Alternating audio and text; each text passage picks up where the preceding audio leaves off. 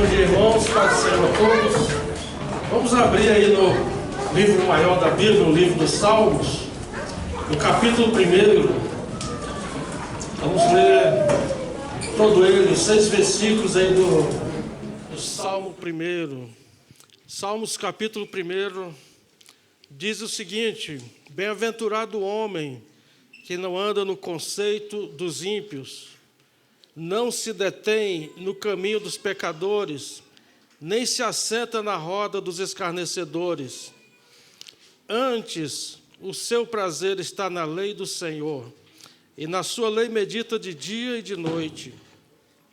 Ele é como árvore plantada junto à corrente de águas, que no devido tempo dá o seu fruto, e cuja folhagem não murcha, e tudo quanto ele faz será bem-sucedido. Os ímpios não são assim, são, porém, como a palha que o vento dispersa. Por isso, os perversos não prevalecerão no juízo, nem os pecadores na congregação dos justos. Pois o Senhor conhece o caminho dos justos, mas o caminho dos ímpios perecerá.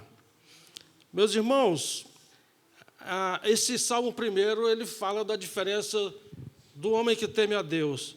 Mas, de uma forma implícita, ele também traz aqui esse caminho de retrocesso, de degradação espiritual, daquele homem que, uma vez caminhando com Deus, ele deixa de lado os seus deveres espirituais e entra numa rota de decadência, né? Do andar, ele vai para o deter-se, que é parar, e do parar, ele se assenta e fica ali. Nós precisamos meditar na gravidade disso, né, que infelizmente tem acometido alguns. Outra coisa que está implícita nesse Salmo 1, que eu quero fazer dele o objeto da nossa meditação de hoje, é esse mandamento que vem desde lá atrás, da fundação do Estado de Israel, da nação de Israel, que está bem declarado em Josué. Josué declarou ao povo lá no capítulo 1, que eu vou ler aqui, Josué 1,8, diz assim: não cesses de falar deste livro da lei. Antes, veja que essa palavrinha antes, né, está presente aqui também. Antes, ou seja, do contrário, medita nela dia e noite, para que tenhas cuidado de fazer segundo tudo quanto nele está escrito. Então farás prosperar o teu caminho e serás bem-sucedido. Eu quero falar hoje sobre a prática da meditação na palavra do Senhor. E, inclusive, Provérbios nos estimula a amar essa disciplina espiritual, que é a meditação na palavra do Senhor. Provérbios 23:12, eu estou lendo aqui na NVI, diz assim: dedique à disciplina o seu coração e os seus ouvidos às palavras que dão conhecimento. Então, aqui o ponto-chave aqui nesse mandamento, para nós meditarmos continuamente nas coisas de Deus, na sua palavra, é a questão do prazer, né? Antes tem o seu prazer na lei do Senhor. Então, irmãos, inicialmente essa falta de disciplina espiritual, ela reflete essa falta de gosto por Deus, falta de prazer nas coisas de Deus, nas belezas de Deus. E essa falta de prazer, que é a falta de disciplina espiritual, ela reflete duas coisas fundamentais, duas crises fundamentais. A primeira delas é a crise de amor. A pessoa que não tem esse desejo por Deus, ela ainda não entende adequadamente quem é Deus, de que ela foi salva, por que ela foi salva, como que ela foi salva. Ela não entende o significado da cruz, o significado da graça. Ela não tem um conhecimento teológico adequado. A gente malha, às vezes, essa questão de você ser muito teológico, mas o crente que não é teológico, ele não ama Deus, porque ele não tem a dimensão das capacidades que Deus colocou ele e de Deus em si, da sua glória, do que ele faz e das maravilhas, como foi dito na abertura, né? Eu quero trazer, dentro desse escopo da meditação, essa necessidade de nós sermos teológicos, de nós entendermos. Quem entende é quem assimilou, quem leu e extraiu da letra aquilo que vai fazer diferença na sua vida, porque o que conta, irmãos, é a palavra que vai dentro de nós, a palavra em vós. Essa é a palavra viva. Não é a verdade que liberta. O que liberta é conhecer a verdade. Tá? Às vezes a pessoa lê o tempo todo, mas não está liberta porque não chegou ao nível do conhecimento das coisas de Deus. E tem muitos aí que são ateus ou filósofos, meros comentadores das religiões, e eles estudam a Bíblia para comentar o cristianismo, mas não conhecem a Deus. A gente conhece a Deus tratando com Deus e sendo tratado por Deus, nessa interação de coração, de amor, de entrega, é que você vai conhecendo a Deus. A gente nem sempre entende o que Deus está fazendo. Tipo lá, pega seu filho, sobe no monte e crava uma adaga no pescoço dele. Meu pai, como é que vai entender uma coisa dessa? A gente não foi chamado a entender Deus, mas a gente conhecer o caráter de Deus, os atributos de Deus para a nossa vida, o nosso chamado em si. Eu não sei se é verídico esse fato, mas conta-se que a esposa do cientista Albert Einstein, ela foi entrevistada certa vez e perguntaram a ela se ela entendia alguma coisa daqueles cálculos que o marido dela fazia na lousa, se ela entendia alguma coisa da linguagem dele quando falava das teorias da relatividade, aquilo tudo. Ela falou, eu não entendo nadinha de nada disso. Mas uma coisa eu entendo ele, porque eu sou a esposa dele. E nós, irmãos, como esposa de Cristo, filhos do Pai Celeste, nós precisamos entender o nosso Pai. Porque se não houver esse conhecimento de Deus, você não vai dar os passos de fé que você precisa. Então, a crise de disciplina espiritual, ela vem da crise de amor. Quem não admira, quem não se encanta com Deus, com as coisas celestiais, não vai ter amor, porque o amor, irmãos, ele é sofredor, ele se dispõe a ir adiante, a sofrer as consequências, né? Como fazer isso sem aquele amor pulsando dentro de nós? E a segunda crise da falta de disciplina espiritual é a crise de fé. A pessoa só está disposta a ir até determinado ponto. Dali em diante, ela larga de mão. Eu achei muito interessante o relato do povo de Deus. Eles chegaram às portas da terra prometida e não entraram, sendo que Deus não apenas prometeu a eles aquela terra, Deus jurou que daria a eles. O tempo todo que vocês lerem Deus falando, entra na terra, ele fala, a terra que eu jurei a vossos pais. E a gente encontra lá em Deuteronômio capítulo 1, eu quero que os irmãos abram aí, Deuteronômio capítulo 1, vem falando que eles não entraram simplesmente porque não quiseram. Deuteronômio 1, verso 21, a crise de fé é essa crise da pessoa que não está disposta. Deuteronômio 1, 21. Eis que o Senhor teu Deus te colocou esta terra diante de ti. Sobe, possua, como te falou o Senhor, Deus de teus pais. Não temas e não te assustes. Mas aí o que aconteceu? Verso 26. Porém, vós não quisestes subir, mas fostes rebeldes à ordem do Senhor, vosso Deus. Murmurastes nas vossas tendas e dissestes, tem o Senhor contra nós ódio, por isso nos tirou da terra do Egito para nos entregar nas mãos dos amorreus e nos destruir. Veja só, irmãos, quando Deus requer um passo de fé, um passo de confiança naquilo que Ele decretou, que Ele falou que ia acontecer, e você se recusa, você vem com essa, Deus está querendo me matar, me destruir, como é que Deus está cobrando uma coisa dessa? É a crise de fé, né, que nós precisamos ter cuidado com isso.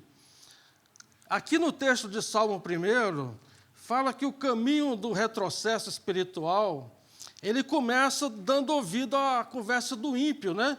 Pegando ideia com o ímpio, conselho com o ímpio, e isso a gente tem visto acontecer, infelizmente, irmãos, em muitos casos.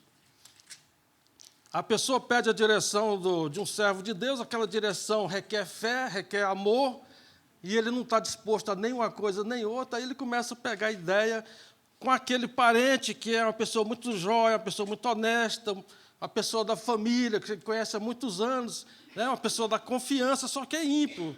O ímpio ele anda no seu próprio caminho, nos seus próprios pensamentos, ele não leva em conta o decreto, a lei do Senhor.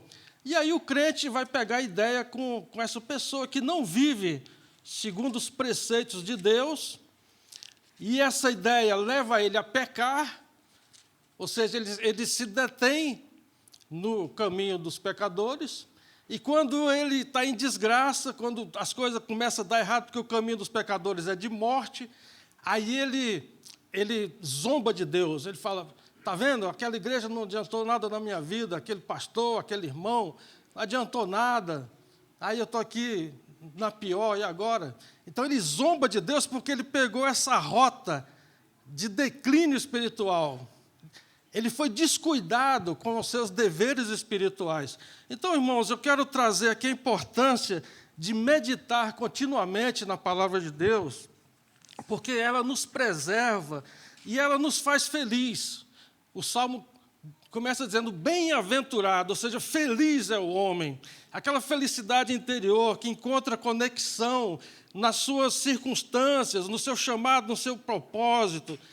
Aquela pessoa que não se abate com as dificuldades, porque ela sabe quem é o seu Deus, em que rumo ela está caminhando, aonde ela vai chegar, né? Ela está firmada, o coração dela está firme no Senhor, embora ela não entenda muitas vezes o que Deus está fazendo, mas ela sabe quem é o seu Deus, sabe do seu chamado. E a meditação nos coloca nesse rumo, irmãos, de nos adequarmos à vontade de Deus para a nossa vida. Então, a meditar nos livra de muitas coisas horríveis. Eu vou citar algumas aqui, embora a gente não consiga esgotar, né, esse alcance da meditação na nossa vida.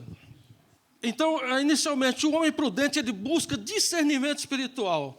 O meditar na palavra nos acrescenta discernimento espiritual. Irmãos, como nós precisamos de discernimento espiritual nesse tempo do fim, no tempo das fake news, de tudo quanto é perversão, de descaminho espiritual. E muitos estão entrando no descaminho do mundo, por confundir a graça de Deus com aspectos da bondade, segundo o padrão humano. Muito engano, muita coisa que não dá nem para a gente esgotar aqui. Mas nós precisamos de discernimento espiritual. Tá?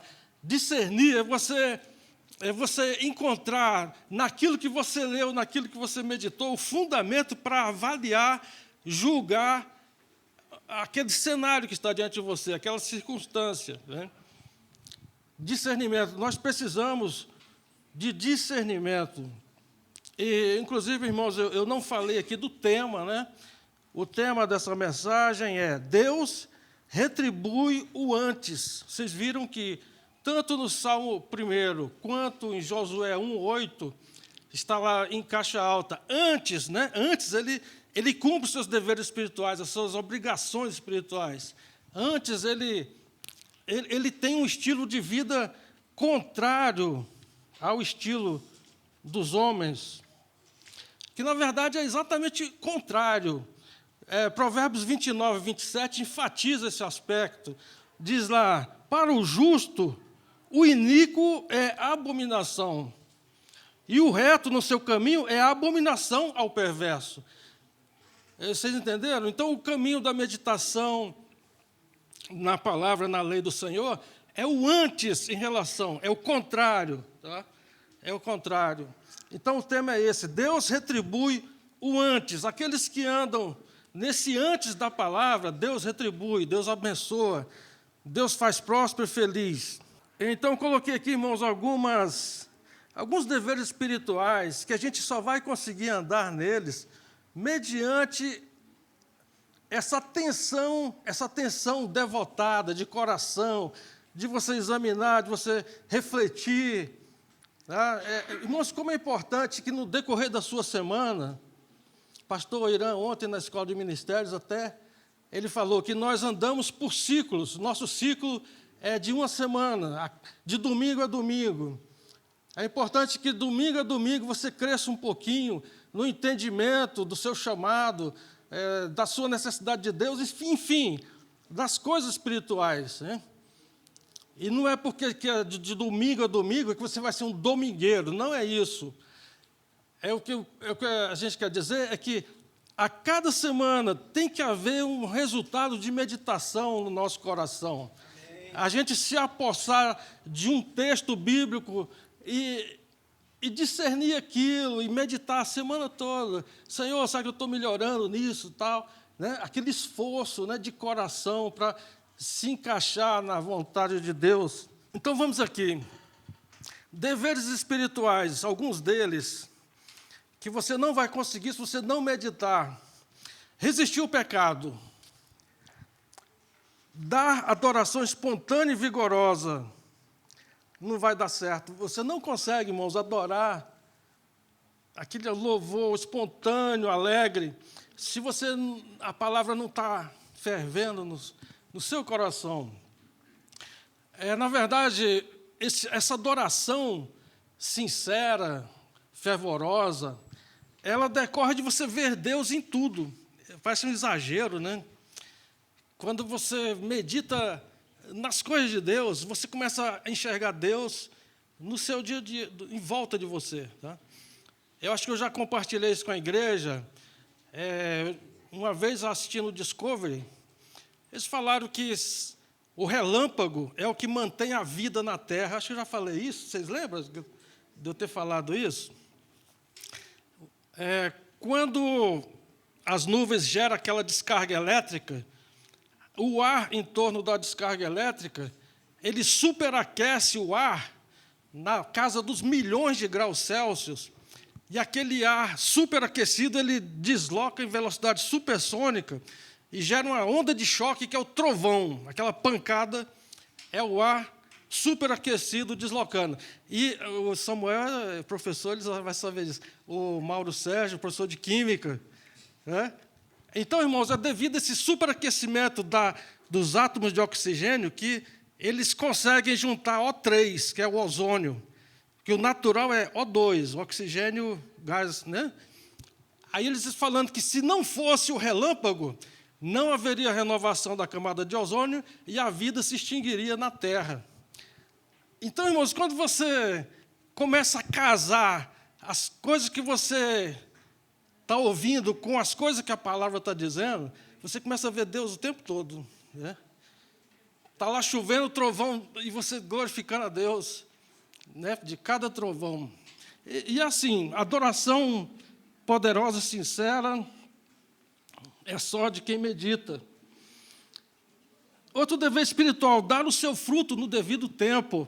Salmo 1 diz que o homem que teme a Deus, ele dá o seu fruto na estação certa. Né? A gente, às vezes, acha que dar fruto é só ganhar almas. Dar fruto, irmãos, é você reagir como um servo de Deus. Então, vai ter a estação que você vai ter que sofrer o dano, aí você vai dar o fruto de sofrer o dano. Vai chegar a estação de perdoar, e você vai perdoar. Vai chegar a estação de você acolher o necessitado, você vai acolher o necessitado. Né? Deus vai colocar estações diante de nós e vai esperar de nós o fruto daquela estação que está diante de nós. Eu vejo assim, né? Uma interpretação minha. Cultivar a santidade é um dever espiritual. Ser de santos como o Senhor é santo. Não é um luxo a gente andar em santidade, é um dever espiritual. Ou seja, é um dever se arrepender continuamente. Né? Se a gente não está se arrependendo, está estranho, porque a gente tem tanta coisa para se arrepender, né, irmãos? E eu coloquei uma observação aqui, ó, cultivar a santidade sem fazer disso um legalismo, isso é muito importante. Normalmente, quem está cultivando santidade de uma forma intensa, ele descamba para o legalismo.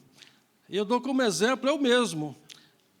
Esses dias eu vi, aqui na ceia, na tampinha da ceia, tem aquele símbolo do grão, né? Aí um dia eu vi um selinho daquele na Bíblia do pastor Daniel, da capa, né? Aí eu pensei comigo, toda ceia que eu tomar, eu vou botar um selinho aqui na capa da minha Bíblia, porque no dia que eu pisar fora do caminho do temor de Deus, eu vou contar quantos selinhos tem ali, para ver quantas vezes eu sou um cretino. Né? Eu falei comigo, né? Mas aí eu comecei a perceber que a minha Bíblia estava ficando diferente da Bíblia dos irmãos, e isso era um legalismo. Né? Toda vez que você começa a ficar diferente dos outros, e fazer disso uma prova de busca de santidade, você está descambando para o legalismo. Né? E a gente tem que ter esse cuidado. Outro dever espiritual, projetar alvos espirituais. E eu sou muito falho nisso. Hoje é o dia 4 do primeiro dia do segundo semestre. Né? Nós entramos no segundo semestre há poucos dias. E o certo seria a gente ter alvos espirituais para esse segundo semestre do ano. Para que não aconteça que na virada do ano você olhe para trás com aquele sentimento de que foi descuidado, né? E isso, irmãos, eu sinto para mim que a gente tem cogitado pouco.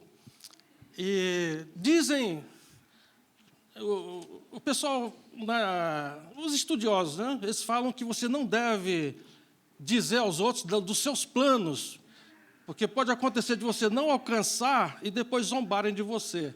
Então, quem tem projetos, guarda para si. Né? Mas eu tenho um projeto, um plano, irmãos, para esse semestre, que eu quero compartilhar com vocês, porque vocês fazem parte dele. Eu tenho muito desejo, irmãos, de ter um ministério de homens aqui na igreja, porque faz muita diferença, né? Homens tementes a Deus. E o caminho para reunir esses homens, para estimular esses homens, é o coral de homens.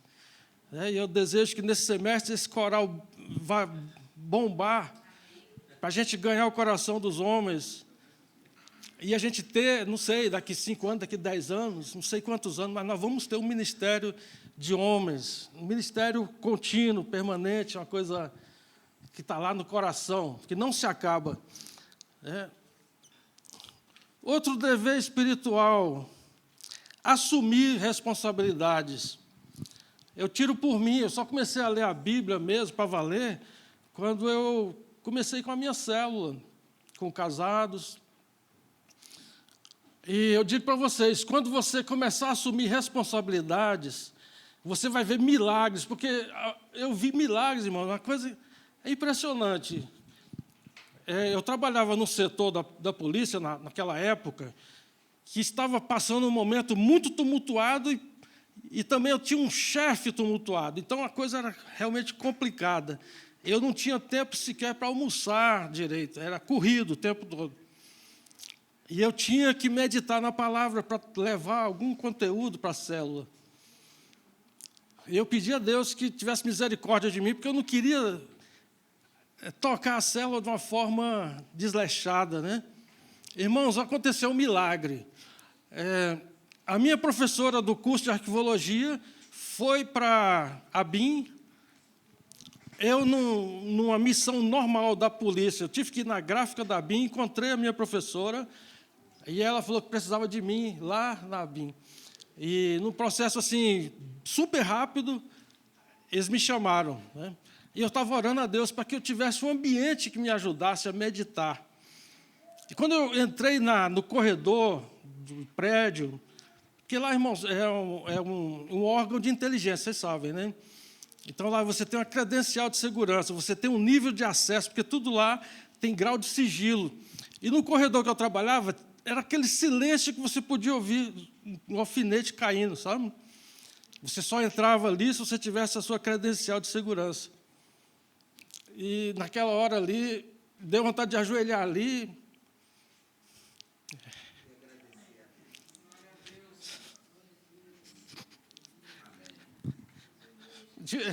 É difícil.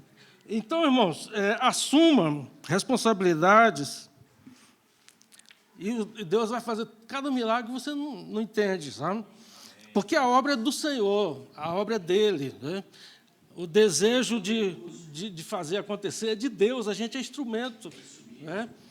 Então, vale a pena assumir responsabilidades. E, por último, proclamar. Tem muitos deveres espirituais. Um deles, proclamar e defender a verdade. Lá no livro de Judas fala que uma das nossas responsabilidades é defender a verdade. Você está lá no trabalho, alguém fala uma heresia, né? Você fala, cuidado aí, não é bem assim, né? Com amor, logicamente, né? Mas, na hora de proclamar, irmãos, quando você não tem algo sendo gestado no seu interior, você não tem nem como iniciar uma conversa com a pessoa. Você não consegue iniciar uma conversa. E eu fico muito feliz com um trabalho que nós iniciamos aqui na igreja, que é divulgar a PUC para as células, né? A palavra da última celebração.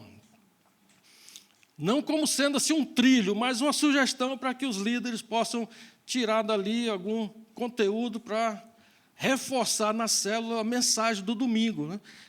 E eu, nesse trabalho de elaborar a PUC, como isso tem trabalhado no meu interior, tá? Aquela mensagem do pastor Daniel, do rico, o rico estava fazendo seus investimentos, suas aplicações, e, de repente, se viu na perdição, no fogo do inferno, né? E aí vem aquela inspiração, como é que eu estou cuidando do meu futuro, né? Como que eu estou investindo no meu futuro?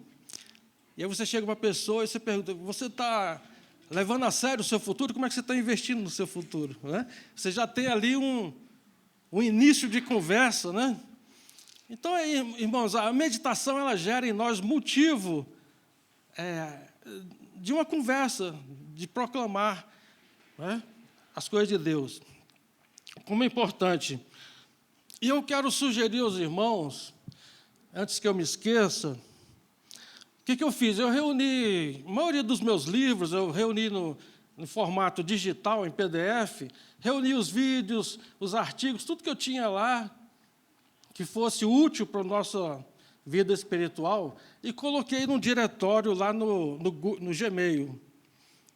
E você pode acessar esse conteúdo, se você quiser, eu mando o link, você clica no link, você tem acesso a infinidade de Bíblias, de dicionário bíblico, de atlas bíblico, comentário bíblico. Tá? Para vocês terem uma ideia, vamos abrir, irmãos, aí no 1 Pedro, capítulo 5, para vocês verem o tanto que é importante a pessoa ter uma motivação de buscar entender o que a Bíblia está dizendo. 1 Pedro, capítulo 5, tem as saudações finais aqui do apóstolo Pedro, e ele diz aqui no verso 13, aquela que se encontra em Babilônia, também eleita, vos saúda, como igualmente meu filho Marcos. Olha quanta informação tem aqui nesse versículo. A gente vê aqui que Marcos, né, aquele que abandonou Paulo, é filho espiritual de Pedro. A gente vê aqui que ele cita uma certa senhora eleita, ou seja, chamada por Deus, né, que ela se encontra em Babilônia, uma cidade que nem existia na época de Pedro. Você sabe que Babilônia deixou de existir séculos antes, né? Então, tem gente que lê isso aqui e se permite passar adiante sem nem considerar o que está escrito aqui, né? Mas a pessoa que ama a palavra, ela vai buscar num comentário bíblico, por que esse versículo aqui está dizendo, né? Porque, irmãos, no entendimento desse versículo, isso pode agregar sentido para a sua vida. Vocês querem ver aqui o verso anterior, o 12, Pedro fala assim, por meio de Silvano, que por vós outros é fiel irmão, como também o considero, vos escrevo resumidamente. Ou seja, aqui a gente entende que Pedro, se ele não sabia escrever em grego, né, porque o Novo Testamento foi escrito no grego, se ele não sabia escrever em grego, ele era analfabeto, era Silvano que escrevia para ele. Ele ia ditando e Silvano ia escrevendo.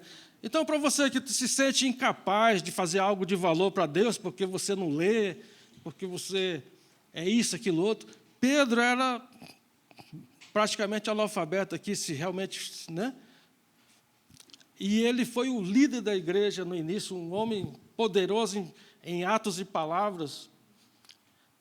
Então, irmãos, é só uma dica aqui, vale muito a pena você ser curioso, tá?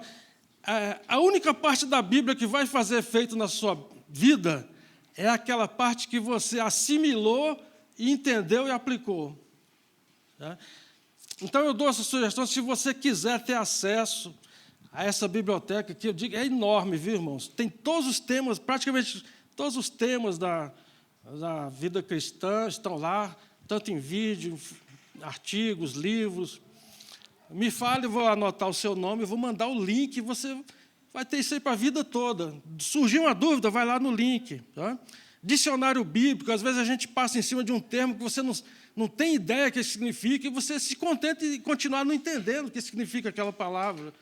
Né? Isso se chama ser relaxado, infelizmente, né, irmão? A gente ser relaxado com uma coisa que é séria para a nossa vida. A gente, inclusive, escapa de passar vexame quando a gente conhece a Escritura, porque eu já vi casos, foi até a irmã Eunice que me falou, do irmão que estava pregando e disse que Jesus ressuscitou o filho da viúva de Naim porque ele tocou o esquife, né? Na cabeça dele era um instrumento da época que Jesus tocou as notas lá e o defunto se levantou. Né? Eu já vi casos também da pessoa se referir à corça como sendo uma ave. A cabeça dele, a corça, tinha asas. Né? Por quê? Porque não teve o trabalho de pesquisar, né? De ver mais a fundo. Então é isso, irmãos. E por último, que eu não posso deixar de falar, ore. Né? Nós precisamos orar, ter gosto pela oração. A oração, irmão, só vai deixar de ser chata quando você estiver meditando. Você vai orar sobre aquilo que você está meditando. Senhor, me ajuda. Senhor, eu reconheço. Senhor, eu me arrependo. Senhor... E aí você vai falando com Deus, porque você está meditando, aquilo está sendo gestado dentro de você. A oração não é feita de frases construídas, mas é feita de coração, de alma. Né? E aí vem o devocional. Né? A gente acha que o devocional é um luxo na vida do crente. Né? Só aqueles crentes especiais é que fazem o seu devocional. Quando, na verdade, é um dever espiritual. Você ler a palavra, meditar, orar. Isso se torna tão bom quando você tem um companheiro de oração. Né? Aquela pessoa que, naturalmente, conversando com você, ela falou dos avanços que ela obteve na meditação, no devocional, e você se torna, naturalmente, um companheiro de oração com aquela pessoa, e vocês compartilham os seus avanços, suas vitórias um com o outro, e são edificados mutuamente. Então, é isso, irmãos, como é precioso a gente se dedicar à meditação da palavra de Deus. Agora, eu quero chegar num ponto que é crucial, irmãos, que eu tenho percebido. Na verdade, eu aprendi isso com o Watchman Nee, lendo lá um livro do Watchman Nee. Ele falou que a gente tem que ter cuidado com a autoanálise. Né? Ele dizendo que a Bíblia não nos ensina a fazer o autoexame, olhar para dentro de si mesmo. Ele começa dizendo assim, ele começa citando esse versículo lá de Salmo 19:12, que diz assim: quem há que possa discernir as próprias faltas? Ninguém. Por quê? Jeremias 17:9, enganoso é o coração, mais do que todas as coisas, e desesperadamente corrupto, quem o conhecerá? Então, a introspecção, né, você olhar para dentro de si mesmo, ela não é digna de confiança. O que vai acontecer? Você vai olhar para dentro de si mesmo e você vai encontrar justificativas para suas falhas. Eu não oro, mas é porque eu tenho que pegar tão cedo no trabalho, porque isso, aquilo, outro. O seu coração é enganoso, ele vai te consolar em vez de te corrigir. Né? O que a Bíblia nos indica é para olharmos fixamente para Jesus. Fixamente é olhar para Ele, sem olhar para outros lados, nem para si mesmo. É o tempo todo olhando para Jesus. Aí você vai dizer, não, mas tem 2 versículos na Bíblia que mandam a gente se autoexaminar. 1 Coríntios 11, 28, examine-se, pois, o homem a si mesmo, e assim coma do pão e beba do cálice. Irmãos, isso aqui, se você ler o contexto, isso aqui foi dito porque as pessoas estavam comendo e bebendo sem discernir o sentido do cálice, do pão, daquele momento. Então, o apóstolo Paulo ele falou, vocês têm que discernir o que vocês estão fazendo. Então, esse versículo ele se aplica a uma situação específica. Tem outro versículo, 2 Coríntios 13, 5, diz assim, examinai-vos a vós mesmos, se realmente estáis na fé, provai-vos a vós mesmos. Isso aqui também, irmãos, foi dito à igreja de Corinto, num contexto bastante específico, que o apóstolo Paulo estava sendo atacado na sua legitimidade como apóstolo. E aí, Paulo, na sua defesa, ele fala para os irmãos, olha, examine se você não está fluindo em Deus, se não houve diferença na sua vida, e aí você vai saber se eu sou um apóstolo de Deus ou não. Entendeu? O contexto era esse. Então, inclusive, tem um autor, o nome dele é Griffith Thomas, ele disse assim, se desejasse olhar uma vez que fosse para mim mesmo, eu deveria olhar para Cristo 10 vezes. Aí o Watchman diz assim, convém que você não olhe para dentro de si mesmo nem uma vez, só para Jesus, o tempo todo. Olhe para Jesus, olhe para Jesus. É tipo andar de bicicleta. Quem está aprendendo a andar de bicicleta, se ele ficar olhando para o guidão, ele vai cair. Mas se ele olhar para a estrada, ele vai se aprumar e vai conseguir. Não é? Então, é um detalhe, irmãos, porque o que acontece? A pessoa não lê a Bíblia, não medita, mas ela fala, não, mas eu tenho buscado uma consciência pura diante de Deus, eu tenho me examinado e eu sei que eu estou certinho. Né? Ele está se auto-enganando. O coração dele está enganando ele mesmo. Né? Está encontrando justificativas para o desleixo espiritual. Né? É só um aspecto. Então, irmãos, eu chego aqui ao final, eu já disse basicamente o que eu queria. Conclusão, não sejamos piores do que boi e o jumento. A Bíblia fala, sabe, irmãos? Quando a gente não entende Deus, Deus luta com a gente e a gente continua cabeçudo e errando o rumo, Deus fala que a gente está pior do que o boi e o jumento. Isaías 1:3, vou ler aqui na versão transformadora. Até mesmo o boi conhece o seu dono e o jumento conhece o cuidado do seu senhor. Irmão Sebastião, que foi da fazenda, sabe que os animais sabem na hora que você chega com sal, com ração, né? Ali é o dono, né? Mas Deus segue dizendo assim, mas Israel não conhece o seu Senhor, o meu povo não reconhece meu cuidado por ele.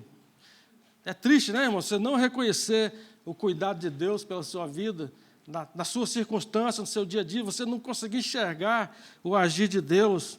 Então, irmãos, resumindo, o primeiro passo para se viver bem é renunciar à influência dos ímpios. Você vai conviver, você vai tratar bem, você vai ajudar, mas a influência do ímpio ela não pode ter efeito na sua vida. Segundo passo, cuide do antes, né, o nosso tema. O antes, Deus retribui o antes. Cuide do antes. Esse antes que é o contrário da maré do mundo. A sua maior segurança, irmãos, e esse eu tiro da palavra do pastor Daniel, do rico lá e do Lázaro, sua maior segurança não é aquela bolada que está lá no banco, o seu patrimônio, os seus bens, a sua maior segurança é o antes. Na hora que tudo for consumido pelo fogo, Deus vai levar em conta o antes. Como que você cuidou do seu antes? Então, é um motivo a gente colocar diante de Deus esse antes que nós precisamos zelar. Aí a pessoa fala assim, pastor, ora por mim, porque eu não dou conta, é tão difícil, né? Irmãos, oração, ela não muda esse tipo de atitude, né? De gerar temor, de gerar amor. Né? O que a gente tem que buscar isso é de Deus, para construir em nós. Né? E à medida, irmãos, que você caminha nesse caminho, você vai vendo os resultados. O caminho santo é um caminho que você só vai descobrir caminhando. À medida que você vai andando, você vai descobrindo. Né? Então é isso, irmãos. Vamos orar ao Senhor, apresentando. Vamos ficar de pé, vamos orar. Eu creio que os irmãos entenderam, né? Dentro do nosso tempo aqui, vamos nos voltar para Jesus.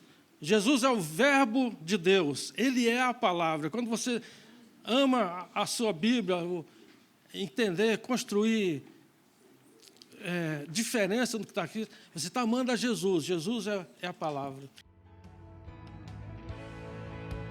Anjos te louvam, os anciãos se prostram.